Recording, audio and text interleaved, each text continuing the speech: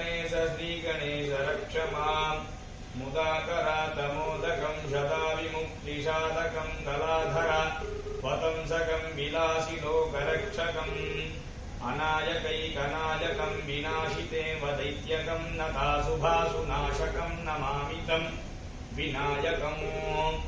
नतेतराधिभीकरं नवोदितार्कभास्वरं नमः सुरारिनिर्झरं नताधिकापदुद्वरम् सुरेश्वरं निधीश्वरं गजेश्वरं गणेश्वरं महेश्वरं तमाश्रये परात्परं निरन्तरम्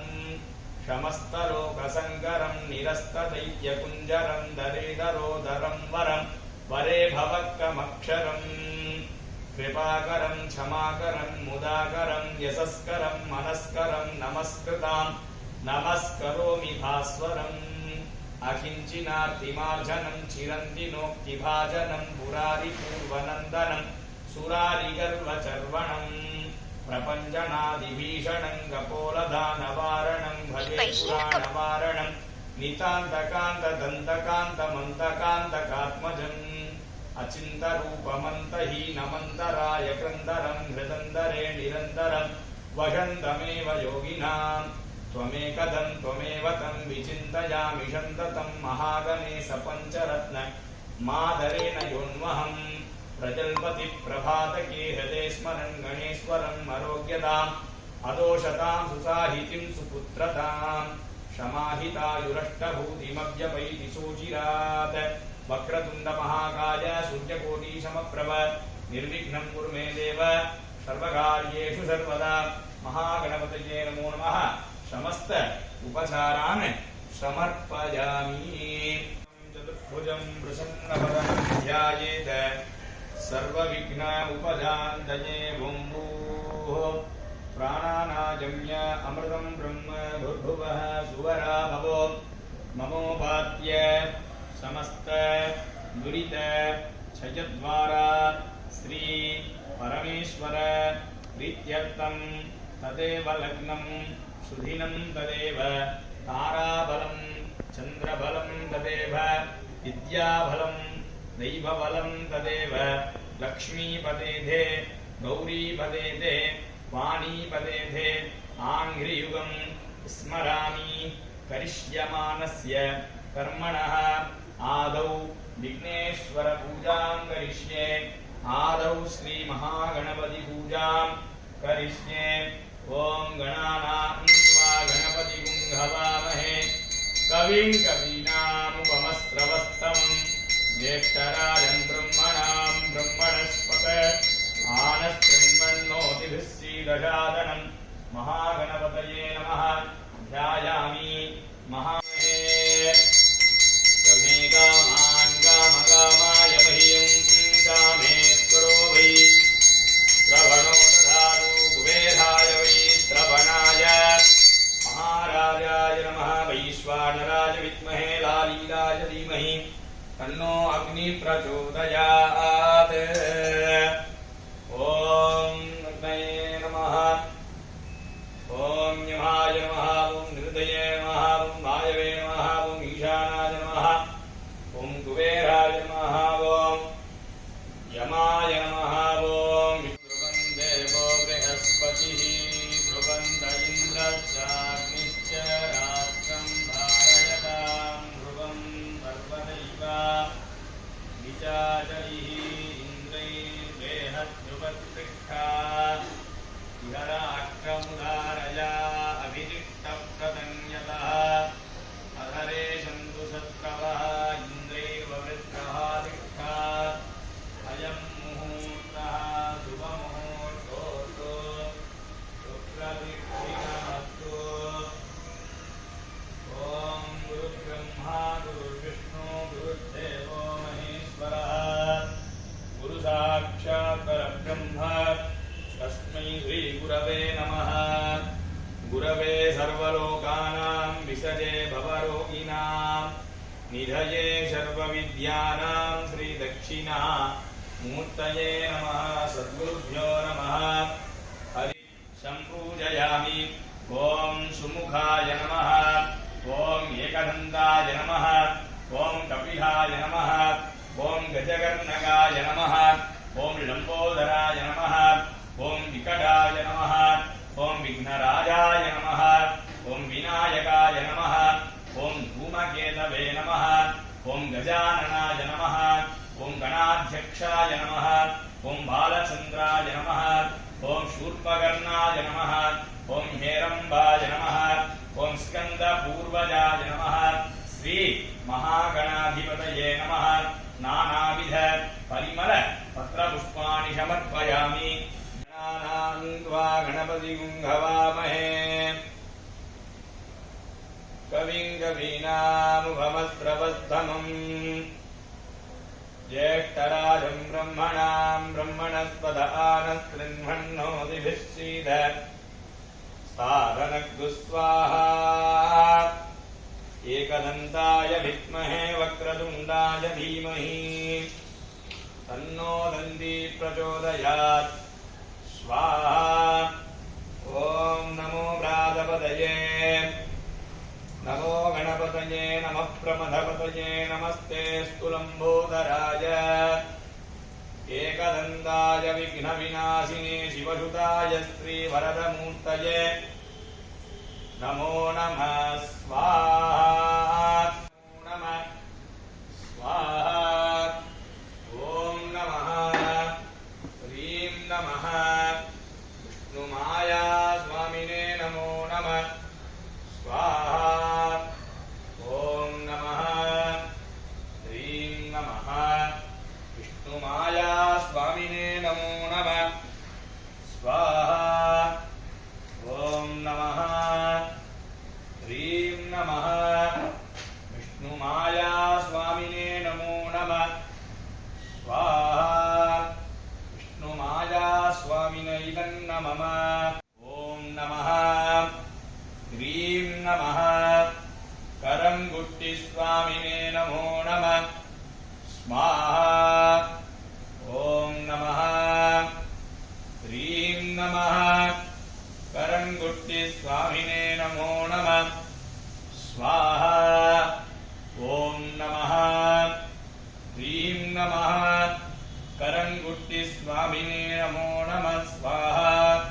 करंगुट्टिस्वामिने नमः ॐ नमः ह्रीं नमः कृष्णगुट्टिस्वामिने नमो नमः स्वाहा ॐ नमः ह्रीं नमः कृष्णगुट्टिस्वामिने नमो नमः स्वाहा ॐ नमः ह्रीं नमः कृष्णगुट्टिस्वामिने नमो नमः स्वाहा ॐ नमः ह्रीं नमः कृष्णगुट्टिस्वामिने नमो नमः स्वाहा ॐ नमः ह्रीं नमः कृष्णगुट्टिस्वामिने नमो नमः स्वाहा ॐ नमः ह्रीं नमः कृष्णगुट्टिस्वामिने नमो नमः स्वाहा कृष्णगुट्टिस्वामिन इदन्नमः नमः ह्रीं नमः अघोरगुट्टिस्वामिने नमो नमः स्वाहा ॐ नमः ह्रीं नमः अघोरगुट्टिस्वामिने नमो नमः स्वाहा ॐ नमः ह्रीं नमः अघोरगुट्टिस्वामिने नमो नमः स्वाहा ॐ नमः ह्रीं नमः अघोरगुट्टिस्वामिने नमो नमः स्वाहा अघोरगुट्टिस्वामिने नमः ॐ नमः ह्रीं नमः उच्चिकल्पस्वामिने नमो नमः स्वाहा ॐ नमः ह्रीं नमः उच्चिकल्पस्वामिने नमो नमः स्वाहा ॐ नमः ह्रीं नमः उच्चिकल्पस्वामिने नमो नमः स्वाहा उच्चिकल्पस्वामिन इदन्नमः भूयाति भुवनापि पश्यन् अग्निन्दूतं प्रणीमहे होतारं विश्ववेदशम् अस्य यज्ञस्य सुक्रतुं येषामीशे पशुपतिः पशूनां चतुष्पदामुत चद्विपदा निष्पीतोऽयं यज्ञियं भागमेतुराय स्पोषा यजमानस्य शन्तु स्वाहा अधिदेवताभ्यः स्वाहा प्रत्यधिदेवताभ्यः स्वाहा नक्षत्रदेवताभ्यः स्वाहा नमो भगवते सूर्यग्रहाय स्वाहा सूर्यग्रहदोषो निर्दोषोऽस्तु सूर्यग्रहप्रसादबलसिद्धिरस्तु जनेभ्यः अस्माकमस्तु केवलः अधिदेवताभ्यः स्वाहा प्रत्यधिदेवताभ्यः स्वाहा नक्षत्रदेवताभ्यः स्वाहा नमो भगवते शुक्रग्रहाय स्वाहा शुक्रग्रहदोषो निर्दोषोऽस्तु शुक्रग्रहप्रसादबलसिद्धिरस्तु षण्णो देवी अभीष्टय आपो भवन्तु पीतये शय्योरभिस्रवन्तु नः प्रजापतेन त्वदेधानिन्यो विश्वाधातानि परिता बभूव यत्कामास्ते जिहुमस्तन्नो अस्तु वयज्ञस्याम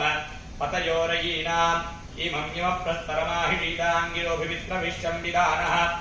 आत्वा मन्त्रा आगभिहस्तावहन्त्वेनाराजन् हविषामादयस्व स्वाहा ॐ प्रां प्रीं प्रुंशः मन्दाय स्वाहा प्रां प्रीं प्रुंशः मन्दाय स्वाहा प्रां प्रीं प्रुंशः मन्दाय स्वाहा कागध्वजे च पृथिवी मनो ये अन्तरिक्षे ये दिवितेभ्यः सर्पेभ्यः स्वाहा ॐ अनन्तनागाय स्वाहा काट्कोडकनागाय स्वाहा पुलिकनागाय स्वाहा आदिशेषाय स्वाहा संघपालकनागाय स्वाहा ॐ तक्षकनागाय स्वाहा ॐ पद्मनागाय स्वाहा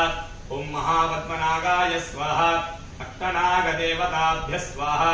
अष्टनागदोषो निर्दोषोऽस्तु अष्टनागप्रसाद फलसिद्धिरस्तु पूर्णाहुति कालः सर्वं वै पूर्णाहुतिः सर्वमेवाप्नोति अथो इयं वै पूर्णाहुतिः अस्यामेव प्रतिष्ठति साङ्गायै सायुधायै सशक्तिकायै सपरिवारायै कुङ्कुमफलताम्बूलसहित समर्पयामि नमः पूर्णाहुतिं समर्पयामि नमः स्वाहा रूपं सुगन्धं मनोहरम् आग्नेयः हिरण्यदीवानां दोभोजं मृतिरेत्यदाम् शाद्यं द्रवत्तिषं युक्तं मह्निनां योनितं मया ग्रहाणमङ्गलं दीपं त्रैलोक्य ईरापहं दिव्यमङ्गल दीपं दर्शयामि नमः नमः भवे भवेनापि भवे भवस्वाम् भगवद्भवाय नमः वामदेवाय नमो ज्येष्ठाय नमः श्रेष्ठाय नमो रुद्राय नमः काराय नमः कलभिकर्णाय नमो बलभिकर्णाय नमो बलाय नमो बलप्रमदनाय नमः सर्वभूतगमनाय नमो मनोन्मनाय नमः अघोरेभ्यः सर्वेभ्यः सर्वतर्वेभ्यो नमस्ते अस्तु रुद्र रूपेभ्यः तत्पुरुषाय विद्महे महादेवाय धीमहि तन्नो रुद्रः प्रचोदयात्।